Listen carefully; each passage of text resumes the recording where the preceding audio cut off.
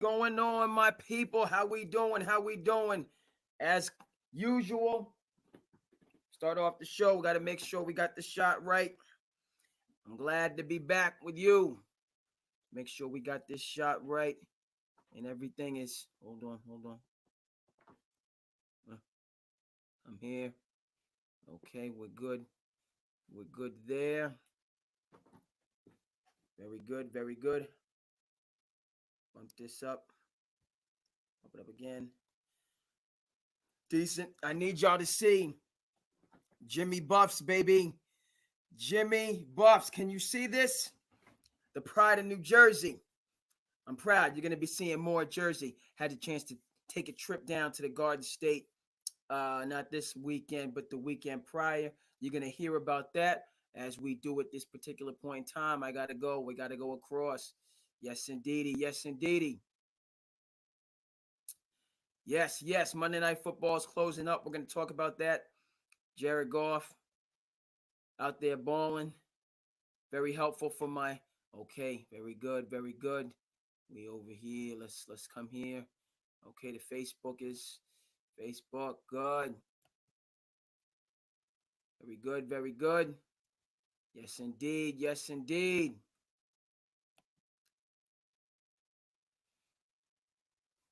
Twitter is rocking with me. Excellent, excellent. Let's keep it moving and grooving. These technical difficulties. We gotta get our arms around. Okay, we gotta get our arms around. Go to the channel. Okay, very good. We live on the YouTube. Excellent, excellent. We go through this every episode. We go through this every episode. Okay. Can we just, I don't know what. No thanks. Go back.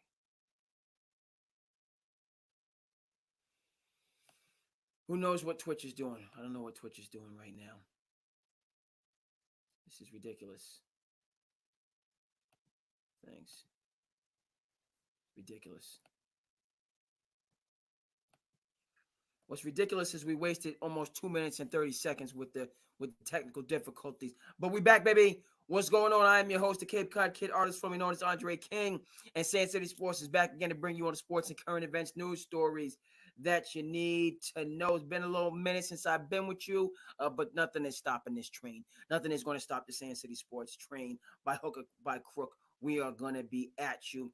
We have the Monday Night Football game going on right now, so we're going to start right there. And Jared Goff saved me a matchup. Yes, he did. And how he balled out tonight. I had an inkling. Okay, so we're seeing the Detroit Lions handling business, a good matchup against the Seattle Seahawks. Okay, a Seahawks team that's battle tested, that's going to be in the mix.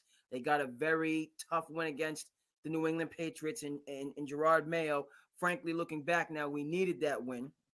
All right, so the Seahawks are giving them a go for their money, but the Detroit Lions are showing that they are going to be in the conversation in the NFC, handling business tonight. Your boy Jared Goff went off, which in and of itself is a good storyline because I root for the Detroit Lions. I love the dude. Dan Campbell, their coach, that's my guy. We're going to talk a little bit about coaching, but his leadership, his ability to connect and get through the guys and have them playing at their best, all about that. But specific to me, Jared Goff saved me a matchup. I had Justin Herbert has been my quarterback in fantasy. He had to go to the bench. Justin Herbert had to go to the bench, folks, based on what's going on. The Chargers are playing good ball. Chargers had a very good matchup against Kansas City. Didn't come out with the W, but showed well in a nip and tuck divisional game. We're going to be seeing more of that. But old Jimmy Harbaugh out there in Los Angeles, okay, he's Justin Herbert is a different animal specifically for the fantasy purposes. So as successful as the Chargers are going to be, like what's going on out there, Herbert can't be my quarterback no more. I had to switch him. I had to switch him, switching on him and go to Jared Goff, and he don't want me a lineup. Also have Montgomery on my football fantasy team. Okay, tried and true handling business, and had Megatron as well. So they went ahead and balled out. I haven't checked the specifics. We actually, I got to send a link. I got to send this link to the people in the fantasy. Some of the guys might still be up. So we're going to send them the link in case they want to, you know what I mean? Because we're good. What in the? We're good. You know what I mean? Okay, I brought the YouTube. I brought the YouTube over, and the YouTube is going on. We don't have, okay, but let me just let me just copy that link because I got to send it to the boys in the fantasy just in case anybody wants to jump on. It's been 5 minutes. I've been bouncing, but folks, I appreciate you hanging with your boy. I appreciate you hanging with your boy. So let me just go ahead and drop this over to the in case anybody's up that wants to link on the fantasy because I did secure a dub. I did secure a dub on this week's fantasy. Okay. Um. All right, folks. Let's take off. Let's get off to the races. All right. Specific to Monday Night Football, Detroit Lions handling business. Good matchup against the Seattle Seahawks. We've discussed that. Miami. Welcome to Miami. Okay. We getting jiggy with it. Mike McDaniels. You see, I got to watch like you, Mike. Okay. I respect Miami Mike. I like what he's brought to the table. It was a tough situation, them going from Flores to Miami Mike. He's the right man for the job, has them moving in the right direction. You can't predict these injuries. Saw Tua on the sidelines. Health is the wealth. That's the number one thing important for you. Tua, they bring Huntley, Baltimore backup. He's from Florida, not allegedly. He's from Florida, to try to, but just watching the game, you could just tell that you can see the rumblings. You can see the foundation is shaking. The body language was not good. Body language wasn't good. And we saw that Tua. We saw that Tyreek Hill broke open. All right. Miami, they want to take those shots down the field. They want to use Tyreek Hill to stretch the field, and they're going to be aggressive. He broke open. Huntley overthrew him. That would have changed the complexion of the game. Okay. They're trying to figure it out on the fly, but the bottom line is this. Doggone it, Miami, why didn't you have a backup in place? Why didn't you have a backup in place to start with? You gave Tua the bag. I don't want to hear any excuses that we couldn't afford a backup. Okay? You should have had a backup in place. All right, I see my folks on the fantasy. They're doing what they're doing. Okay, fantasy is doing what they're doing. Maybe jump on. I got it. Okay. Right? I don't understand this. How can the Indianapolis Colts understand that when we have a quarterback who, you know what I mean, had Gardner Minshew as their backup last year, Richardson, young, developing, he's showing signs. Okay, but he goes down, Gardner steps in, huge Gardner Minshew fan. They don't miss a beat. I don't understand how these teams with injury-prone quarterbacks do not have backups in place ready to go. The Browns, Cleveland, they're going through it. They're missing Alex Van Pelt, our offensive coordinator here in the Commonwealth for the Patriots. Deshaun Watson's not ready for prime time. Still not ready for prime time in the 2024 season. Joe Flacco's there, ready to go, made the playoffs, made some noise. Mike McDaniels, Miami Dolphins. How do you not have a serviceable backup? Whoever. You got all these, backups, Sam Darnold, okay, opportunity presented itself. Minnesota's doing what they need to do. Baker Mayfield used to be a backup, balling in Tampa Bay. Already expressed, Gardner Minshew's been a dude from day one, holding the line for the LA Raiders. Doggone it, your man Kyle Shanahan had 3 quarterbacks last year. Had Purdy, had Darnold, had Lance. How do these offensive gurus not have that backup? I said backup a number of times. That's my issue with Miami. And there is a hot seat that Mike McDaniels is sitting on. Because with all the pieces in place last year, they couldn't get over the hump in high leverage situations. Now this year, trying to figure it out, so on and forth. Again, Tua, let's keep it 100. Let's keep it a buck. How far is Hawaii? Right, we're going to do a little geography. It's time for some geography. And people, you know what I mean? We got any people? Okay, I appreciate I appreciate my people in the YouTube space. We getting after it. We doing what we doing. We going across on the social. You know what I mean? We here right now. A lot to get into. I'm starting with football, but the Knicks fandom, I made it clear. We Jimmy Buffs. We Jimmy Buffs, folks. I made that trip to the jar. We Jimmy Buffs, folks.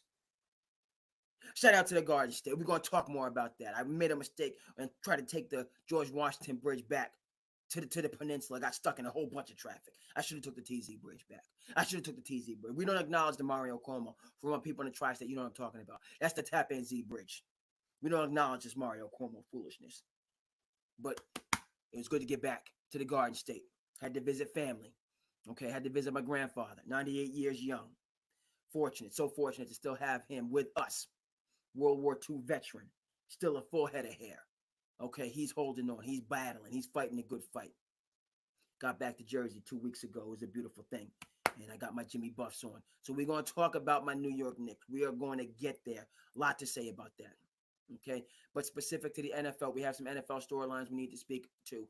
With the Miami, okay, and I'm going to go down my scores. That's my major issue. I don't care. No, I do care. What I was going to say about Tua. Hawaii, right? That's 3,000 miles from Los Angeles to get to Hawaii or thereabouts. Approximately 3,000 miles. Okay, a little geography. It's in the middle of the doggone ocean. I'm in the Cape Cod Kid, right? Cape and Islands. Okay, we got Nantucket, we got Martha's Vineyard. They're right there. They're just a stone throw away. Hawaii, middle of the doggone ocean.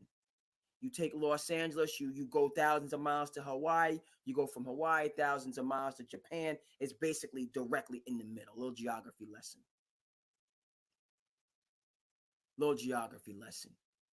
Okay, but the point of fact why I bring that up, this Tua Tagovailoa, what it took for him to get to this level, to get to Alabama, okay, coming from Hawaii. You understand? This man is tried and true. He's about that life. He deserves every bit of success that he's getting. Talked about Justin Herbert, those guys in the draft, one before the other, whatever. All that being said, he's in the same situation as Andrew Luck, and we all know it. That warrior that he has in him. Shout out to 30 for 30 Hawaiian about the late great Eddie I. Cal. See it if you haven't seen it. Hawaiian 30 for 30. Check it out. Tua has that warrior in him, no doubt. In the most violent game that exists, maybe the most violent game. That rugby is wild. Rugby is wild, and for people, they have tackle football. There's adult tackle football leagues out there. You know what I'm talking about, folks. You've seen some of the clips, bananas. But you see what I'm talking about. In this most violent of games, Tua, he's not going to be healthy. And Miami gave him a bag. He deserved a bag. NFL worked that out, so that he gets all his money. And Miami is not, so that he's not holding on too long just because of the contract and stuff like that.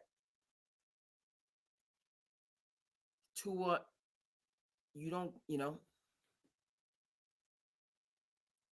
unless there is, and you don't want to say never, okay? Tua, dog on it. It's two-hand, but then, right? We say just slide to it. When he was trying to slide when he got bopped. He was trying to slide when he got bopped. But it's not just the sliding, and I'm not a football person. I'm not a gladiator. But football, so correct me if I'm wrong on this. Correct me if I'm wrong on this before we move on. We got a lot to talk about. We got a lot to talk about tonight. A lot of things going on in the world. We lost some greats. My Knicks are just balling. The NBA season is getting ready to go. We're coming in. We're 38 minutes and 42 seconds away from October. There's a lot to talk about. And it's a Monday, so I know people got to go to sleep. I got to go to sleep, but we doing this, baby. This is the passion project. We doing this. There's no two ways about it. There's no two ways about it. So we the thing that football people will tell you, and what's true with Tua, it's not just that you slide and you go down and you try to avoid the hits. It's that he can't play instinctively. You know what I mean? Russell, when you're trying not to get hit, that, you know what I mean? You're anticipating and you lose that split second that you absolutely need in football. Right? That's the situation with Tua. You have to be a full gladiator out there. And yes, you got to slide and do all the health stuff. But when you're anticipating and you're that split second when you're I don't want to get hit. You can't play like that. That puts you even further behind the eight ball. I'm disappointed in Miami, just like I was disappointed in the Jets last year for not having a backup plan in place. The teams that prepared, i.e., San Francisco with their three quarterbacks, i.e., Indianapolis with Gardner. We talked about, what I mean? It's ridiculous to me that teams don't, and that's my issue. And so Miami, this AFC is a monster. Okay, it's an absolute monster, and a lot of good teams are going to be on the outside looking in, and Miami may very well be one. All right, let's keep it moving and grooving, folks. The Baltimore Ravens, they serve notice. Last night's Sunday night football game, they served notice.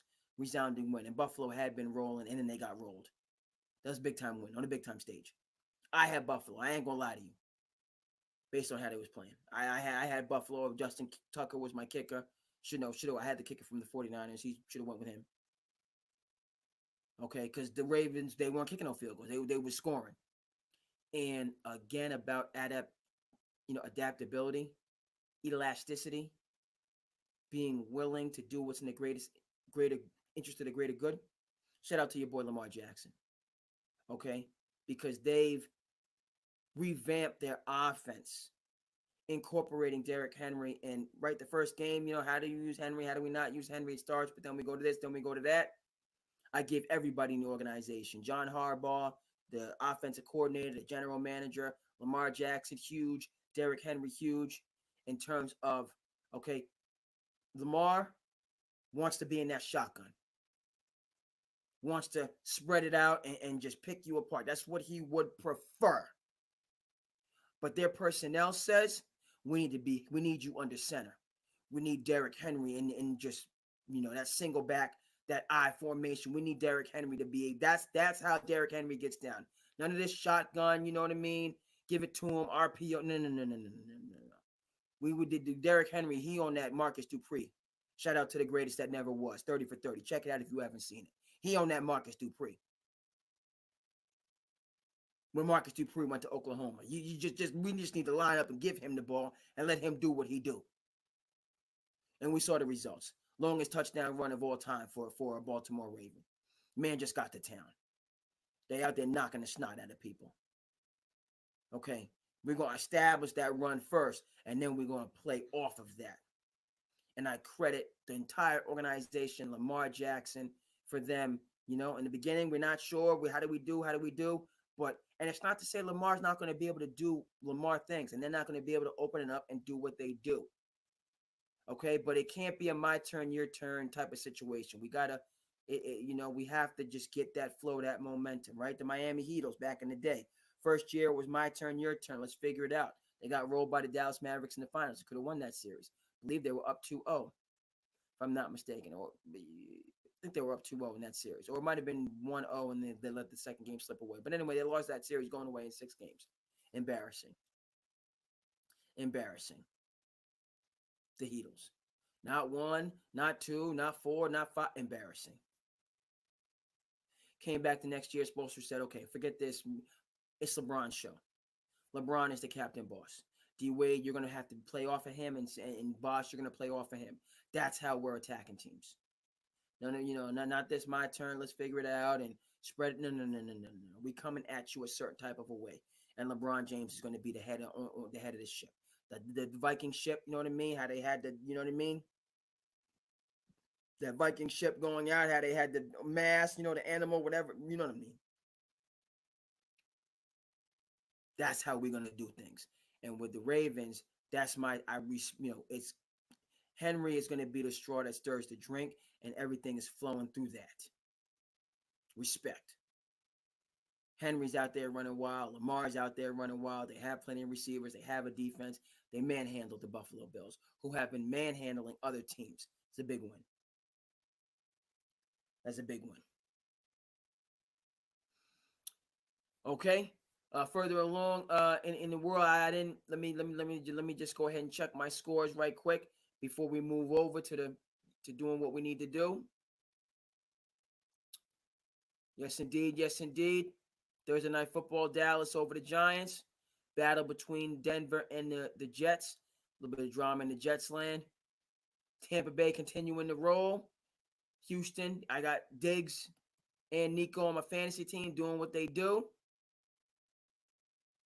Washington rolling. Patriots getting clobbered. Yeah, yeah. It's we getting into the thick of things, the nitty gritty. Okay, coming back to the Commonwealth here. I've said it again and again and again. I ain't jumping off the Gerard Mayo train. They taking their lumps. They're gonna take their lumps. Okay. Play against the NFC champions on the road. Let me just make sure that game. Okay. Let me just get. I should. Yes, indeedy. It was a busy Sunday. Wasn't able to watch every game start to finish. Okay, but still, right? Um, Specific to the Patriots, right? Gerard Mayo. We're not losing. We're learning how to win. Okay, taking the lumps. All right, issues at quarterback, this, that, and the third. All right, I'm not the alarmism. No, we're not doing that. And let's go ahead and take a specific look. Take a specific look and see Patriots taking some lumps. And the beat goes on and on. Dolphins, Texans, Jaguars. All right, first sign of relief is the Jet, and then they got the Jets. The schedule's just crazy. Schedule's just crazy. They're getting the pass with the Dolphins because Tua's not there. Texans, they're in the mix to compete. You already know what time it is. Jags, they got to get Trevor Lawrence right, but that's possible. It's going to be a tough road to hoe for the Patriots, but they're going to battle. Gerard Mayo's going to have this team, you know what I mean, ready to go, not backing down. And this is going to be a successful season from the standpoint of rebuilding, establishing the culture, getting reps, which, right, Drake May, he needs reps. All right. Jaden Daniels is lighting things on. He's lighting things up. Remember talking with a colleague, and I was not high on Jaden Daniels. It was Caleb and Drake as they came through the ranks. That was the 1-2 connection. We got one I appreciate. Yes, yes, yes. Let me see. Hold on. No. Okay. How do I see? I gotta go. In case anybody commented. No comments, but we got some people that's rocking with me. I really appreciate that. I appreciate the people that's rocking with me. A couple people in the Twitter space. I appreciate y'all that's rocking with me. Again, it's been a long time. We weren't gonna leave you. Okay? Shouldn't have left you. Without that door beat to step two. Step two. We here. We in the mix. Okay? Back to the Pats. Right? Mayo is going to rebuild, establish, and get us going. Speaking of my man Drake. Not Drizzy and the Kendrick Lamar. I'm talking about Drake May. Jaden Daniels has come up in and stolen the thunder from Drake, from Kayla, from everybody. Frankly, Washington bringing in, right, and this is crazy. I'm having my senior moments. Okay, I'm having my senior moments. Washington.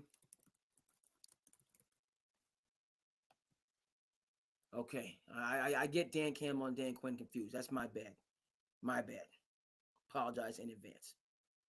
Okay, but Quinn done come up in there and got the woo, saw that coming out party for Jaden Daniels. Okay, and then went against the Jaguars. Mop them boys up. No. Check that. Not the Jaguars, the Bengals. Let me get mine. Okay, Jaden Daniels out there outshining Joe Burrow. Okay, big time. So that is a storyline I'm loving.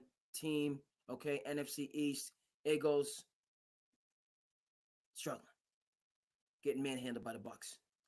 You know what I mean? So the command, it's supposed to be the Cowboys to lose. Cowboys don't know what they're doing. So we got to win against the Giants, but who knows what kind of shape they're in. But again, back to the Patriots. Drake May. Uh, I feel like he's looking around and saying, man, and even though it's been clear that he's not ready from day one. It's going to take time. Drake May is on that apprenticeship program, but I feel all these, Caleb is feeling some heat. Drake's feeling some heat. Bo Nick's out there in Denver doing what he's doing, but Jaden Daniels, he's looking good. He's looking good. I love to see it. But again, back to the Patriots. As I said, not I'm hook, line, and sinker supporting Mayo, and this is going to be a grimy, it's going to be a gritty, a battling team that's going to be in the mix all season. Period. End of story. That's how it's going to factor in. Let me just go back as we wrap up in terms of the NFL. Let me get my scores and see if there's anything I want to dig deep into. Not going to pile on Carolina. The Jets are who we thought they were, right? Aaron Rodgers brings the drama. I think. Hold on. Let's glass back into my concluding points. We're going to talk about the Jets. We're going to show respect to the Vikings. Okay. Robert Saleh is a good coach. He is. Period. All right. And right. Same thing as we discussed. Lose your quarterback 4 snaps into a season. So everything, and he's already getting up there to start with, and he's always been mercurial, to say the least. Robert Saleh is a good coach. Okay, but you just have to deal. You have to, Miami Mike is playing the cards he was dealt. Robert Saleh has to play the cards he's been dealt. Right? Aaron Rodgers has not a little bit. Aaron Rodgers can be a contrarian without a cause. You know it, I know it, everybody knows it. That's just how he gets down. Says he wouldn't return to Green Bay, unless it was for a memorial service. Ended up coming back to Green Bay. Having, MVP high, balling out. Aaron Rodgers needs the antagonisms, real or imagined. He just needs them. How he pushed Robert Saleh away, bananas. Okay?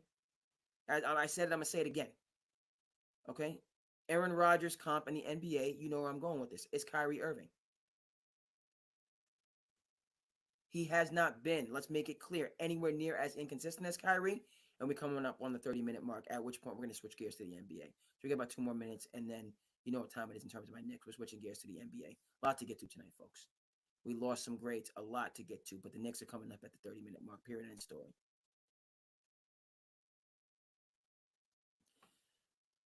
So Salah, it's you can't, like Rodgers. If things are too good, if things are going good, they're not good enough.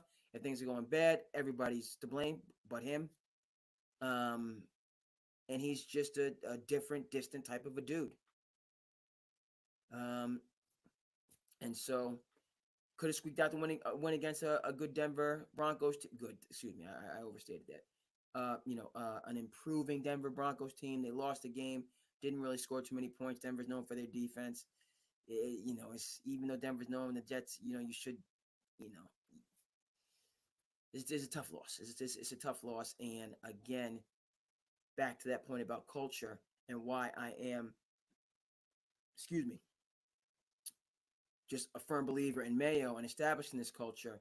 Again, back to the Jets. When you have Aaron Rodgers, it's never going to be smooth sailing. And any disruption, anything is going to be rocky. So Jets, I still have them coming from being born in New Jersey, growing up in Rockland County, root for the Jets. Right, I was a Mets Jets guy rather than a Yankees Giants guy. That's just what it was. I'd like this team to break through and make it into the postseason. Period. End of story. Okay, gonna be challenging, but still have the Jets breaking through and making it into the postseason. Okay, and so that's going to conclude in the NFL. Um, Again, Monday Night Football tonight, Sunday Night Football last night. 4 games in, to the journey, essentially a quarter into the journey, and we things start to, you start to get a picture. Obviously, it's a long journey, so things are gonna shift and move and groove. Um, but hey, we've seen some performances. Shout out to Jared Goff tonight. Shout out to the Ravens last night. Okay, and all the other peak performers. So bombshell on Friday should have, would have, could have, an emergency pod. Karl Anthony Towns to the Knicks. Y'all know what time it is when it comes to the Knicks. That's my team. Tom Thibodeau's my coach. You know what time it is. And let's did this. It's a perfect storm, folks. And let me just go ahead around the world. Anybody doing what they need to do, check in, don't check in it. You know what I mean? Well, we'll check in. I don't want to discourage anybody. I don't want to discourage anybody. Karl Anthony Towns is the perfect storm. Second, we're going to do about an hour tonight, maybe a little bit more, but we're going to hit the stride now. For all, again, Tibbs, the Knicks, this is, it couldn't have been scripted any better as far as I'm concerned. 2 players that the Knicks needed to get, they've acquired. Mikal Bridges, Karl Anthony Towns. Let's go. We want to talk about overpaying. We want to talk about underpaying. The Knicks got the players they needed. It hurts me that we lose DiVincenzo. That hurts. Before I get to Karl Anthony Towns, DiVincenzo was the Iguodala of this team. Yes, I said it. There's still depth that they have in terms of players that they've acquired. Landry Shamet, Morris, apparently Morris, they might have waived him, what's going on with that, we'll see. They got Precious, they got McBride, they got Kolek, they got Jericho, and Thibodeau builds up his guys. Thibodeau's going to develop, so they're going to have a bench. Those guys are going to get rest. The OGs, the Karl Townses, the Jalen Brunsons, they're going to get rest during the year. The bench mob will be ready to fill those minutes and play the right way to grind out victories for the Knicks. But what I just keep coming back to, talent-wise. Now, pound for pound, are the Knicks as talented, honestly, as the Celtics? No. Let's keep it a buck. Pound for pound, the Celtics are more talented. But the Knicks can match up with the Celtics. The Celtics have the better roster. Yes. Specifically, the better starting 5. They do. Period. When you're talking about a Drew Holiday, when you're talking about a Derek White, when you're talking about a Jason Tatum, when you're talking about a Jaylen Brown, when you're talking about Chris P. Their starting 5 there, all right? Celtics starting 5 is better than the Knicks starting 5, but the Knicks starting 5 is close. Celtics are better, period, end of story. But when you talk about Jalen Brunson, when you go to Mikal Bridges, when you go to the last OG, when you go to Karl Anthony Towns, when you go to Mitchell Robinson, that across the board. Now, okay, so maybe you want to put the cat at the 5, all right, and put a shooter in there somewhere, or stretch whoever, fine. Throw Josh Hart. Josh Hart's not much of a shooter. You know what I mean. I'm pissed about losing Dante. I would have rather have been McBride than DiVincenzo. Talk about DiVincenzo, kind of, not really being thrilled with coming off the bench. Baloney. DiVincenzo, you're coming off the bench. I don't buy that reporting at all, not one bit. He's from the Villanova tradition. He came off the bench when Villanova won the, when he ran wild with the, I believe he was coming off the bench when he had his ensemble NCAA championship appearance. NCAA title. So it's not, he was going to get less minutes and he wasn't. I don't buy that reporting. If you have to be, if DiVincenzo would have been no problem being Ginobili. And here is the thing, right? It would have ended up matched because OG Anunoby is not playing more than 65 games. So what are we even talking about here? Yes, or you move. Let's say you got Cat at the 5. So who's going to be my 4 now? You got Cat at the 5. Bridges goes to the 3. Who's my 4? You got to bring in, and that's why I think it's better to have Cat at the 4 because he can stretch the floor from the 4. But then it does get kind of it does. Cat's gonna play 5 and 4. He's gonna play both. All right, but you can start him at the 4. Just to what I mean. The spacing is a little bit, because you're essentially going with the Twin Towers looks, which does mess up the spacing, but it didn't prevent the Timberwolves from smacking the Denver Nuggets silly. So you can go with the Twin Towers. It pisses. That's too much. Let me just bring myself in. I would have rather given up a first round pick than give up DiVincenzo. Honestly, I don't care. It, that is the one thing where it's not just. I wish like just it wouldn't. You could have given them Landry Shamet, who's going to be big for the Knicks, as far as I'm concerned. A bucket getter, playing for Tibbs. Those nights when guys are out, the nights that when DiVincenzo balled last year because guys were out and he got more usage, that's what's going to be Landry Shamet's role. Tyler Kolek, he's going to be there in the mix. He's only a rookie. He's just a rookie. So, we can't necessarily expect so much from a rookie on a championship contending team, but he's an option. Run the show, get the ball, distribute it to the guys that are going to have huge scoring nights. I said it, huge, not big, huge. As people are rested and they have higher usage and they're just battling and grinding out victories. Mikal Bridges is going to play every single game, going to play 35 minutes a game at least. Get with the program. He shows up to work every single day. Get with the program. This load management foolishness. Check out your boy Allen Iverson. Only the strong survive. Allen Iverson averaged over 41 minutes a game for well over half his career. Into his time in Denver. I'm a basketball player. I play basketball. I don't need to sit. Ball players, men's leaguers, AAU folks, you know what I'm talking about. 7-man deep. That's we only need 7. Max on a team. Only 7. That's it. You know what I mean? Everybody out here, we get a sub here, sub there, but we play the whole game. We don't need to come out. So that's going to be Bridges pedigree, Josh Hart, to a lesser, but you know what I mean? Those guys going to be out there every single night. Everybody else, you're going to get your rest when it's time to rest so that you're ready for the playoffs. I'm angry about DiVincenzo. All right? I'm glad we got Cat, but, we need, right?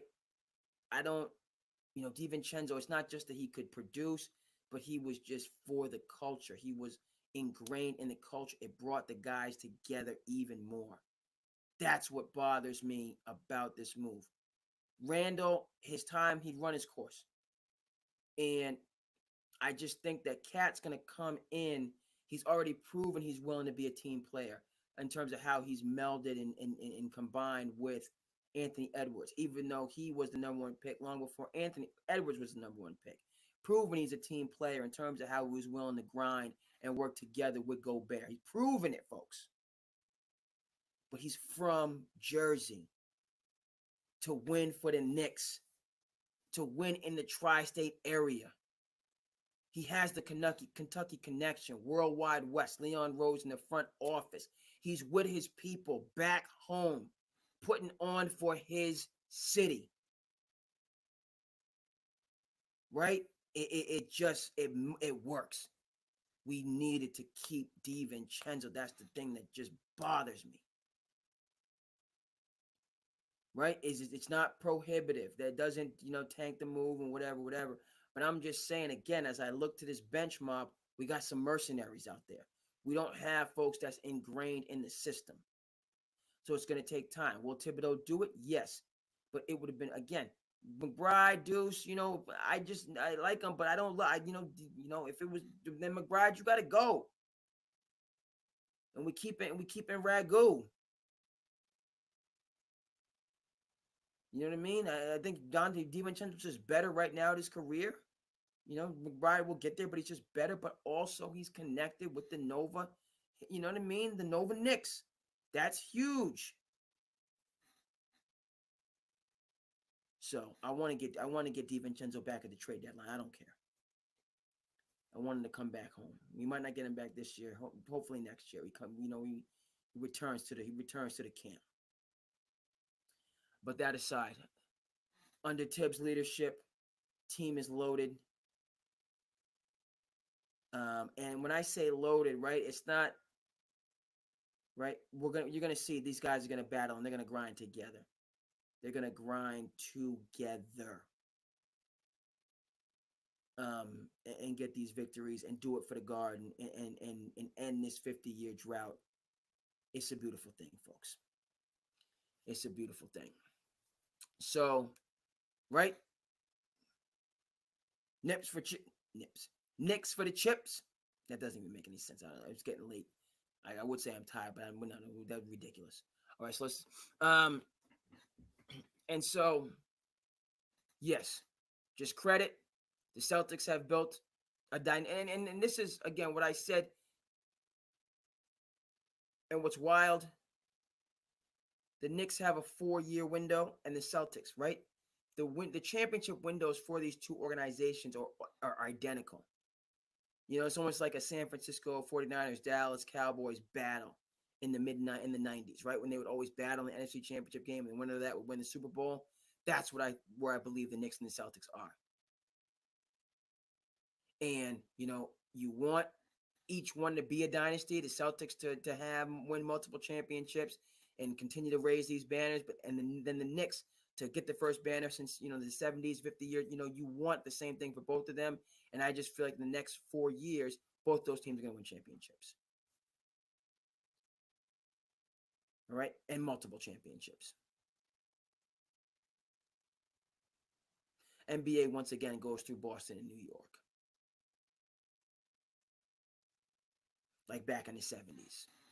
Early 70s, Knicks, mid 70s, Celtics.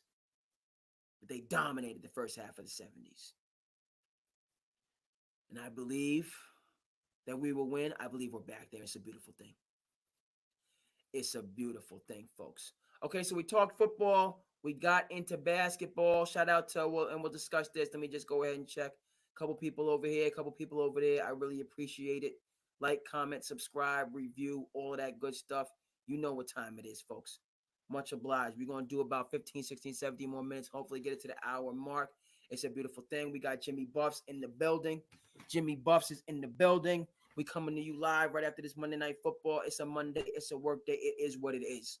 Okay, the Passion Project is going on. And then afterwards, we're going to do what we're going to do. And it's a beautiful thing. You have to make time for your passion, folks. You have to do it. That's the dread. You got to do those positive things that you are, that are egalitarian. Hopefully this is egalitarian. You got to do it. And that's the substance and the source of me coming in to do this episode, even though we're into the school year proper. Times of trying, it is what it is. The Passion Project must remain. So it's a beautiful thing to be with you. And I think that's, in terms of the slice of life stuff, what I would, being a little bit honest or however you want to put it, you know what I mean? That's why it's a beautiful thing. Even though a little bit of fatigue, duly noted, we're gonna get the rest. We're gonna get the shut eye, while we take care of all the editing and effect stuff as well. Not all of it, but some of it. But I'm just thrilled to be back in the mix in terms of the Passion Project, and just to right. We got to grind, but we also got to shine. Shout out to you know what I mean. It is what it is. Now, folks. After that, little nuggets of maybe of wisdom, maybe of rambling. Who knows what it is? Yeah, today's a sad day in the world of sports. It is. Sad day in the world of sports. We lost 2 Hall of Fame athletes in basketball and baseball. Dikembe Mutombo passing away at the age of 58 due to complications from brain cancer. Shocking. For me, I went back, just growing up with Mutombo. Man does not fly in the house of Mutombo. Commercial was bananas, right? The old late 90s Allen Iverson, remember who was, crossing over on the glass, right? You know what I mean? And I believe that he is me. You got to see, that's how I dream to be. Boom, boom, boom, boom. The dream I move. Greatest commercials of all time. Early 90s. The dream I groove. Like Mike. If I could be like Mike, I want to be one. Man does not fly in the house of Mutombo. Great commercial. So this, you know what I mean? Sometimes you lose greats.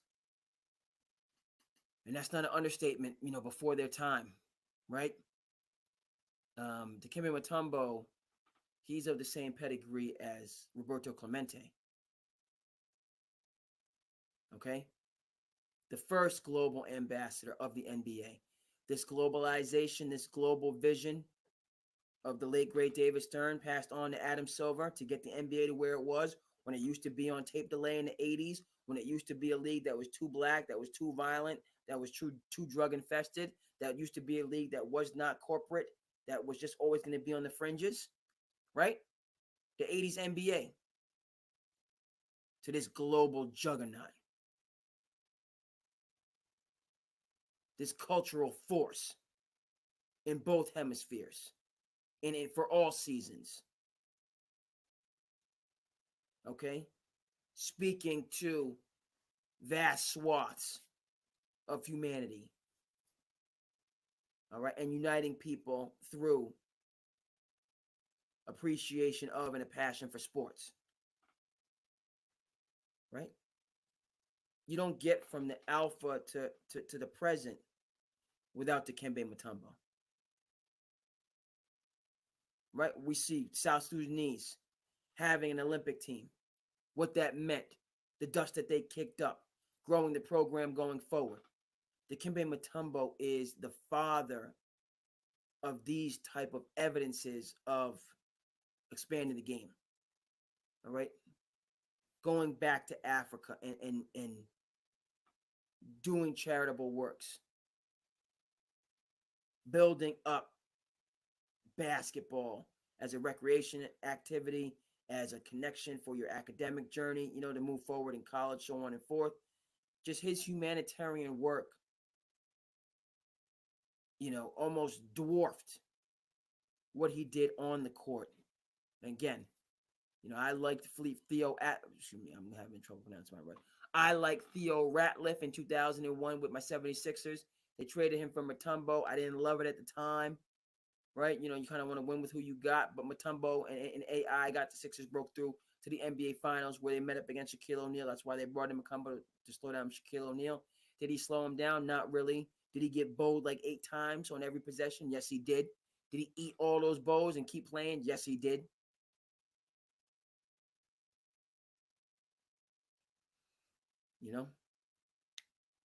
Dikembe Mutombo, ambassador, humanitarian, Hall of Famer, and just a leader for positive change in the NBA. Passing away today at the age of 58. Okay, folks. Also, you probably saw it was breaking news around 7 o'clock. Pete Rose passed away at the age of 83. And this is one where, Pete Rose, he is the evidence, the stark and continual evidence that baseball means business when it comes to their traditions. Baseball means business. And so with Pete Rose, you feel for him not being inducted into the Baseball Hall of Fame. You check his numbers, all-time hits leader, 17-time All-Star, 3-time World Series champion, MVP, Rookie of the Year. The list goes on. When I said, he should be up there with the greats, the Willie Mazes, maybe that's an overstatement. Baseball people help me pull that back. But doggone it, all-time hits leader, 3 championships, 17 All-Stars, MVP, Rookie of the Year, on and on. That's greatness. That's greatness, folks. Okay? And that's what was going to, kind of come out and be spoken on. But, you talk about Pete Rose after the gambling incident, and it's, banned from baseball. And that ban, lasted decades. and was definitive in his career. But again, you have to take it, acknowledge it, all that stuff. And I'm kind of as we get ready, but I just feel I never got to know, and I knew Pete Rose as the manager and the guy that bet on baseball and was banned. And was a great player way back when, but he bet on baseball, but he was banned. That's the Pete Rose that I know. Okay? And that's unfortunate. Because the Pete Rose people of another generation know is him building all those accolades I spoke to and just at the pinnacle and at the height of the national pastime. Okay, that's my point with this. The younger people really never got to know that Pete Rose. The Pete Rose who got himself in trouble. Okay, and that's unfortunate. But two Hall of and see right. I want to say two Hall of Famers. You know what I mean, though. Two greats of their eras. Pete Rose and Dikembe Mutombo. Right? And so, so a little bit of a somber note to finish, but the bottom line, is, this question of legacy. It's a question of legacy and what you're building up and what you're kind of is going to go beyond. All right, and we're not going to go too deep down, that path, folks. As I've said, but it just, that's why sports, is a forum for the, experience of living, and it gives us perspectives, it gives us insights, that hopefully enrich and kind of make our life better. Okay, folks. So that is going to do it for us. I am your host, the Cape Cod Kid, artist formerly known as Andre King. Thank you so much for tuning in to Sand City Sports. Shout out, as I said, to my man Jimmy Buff. We up in here. Okay, folks. Like, comment, subscribe, do what you do. Let me know what's good. Let me know what's not good. I want to hear all of it. I'm thrilled to be back with you. And as we like to say at these particular points in time, your boy will see you next time. Peace.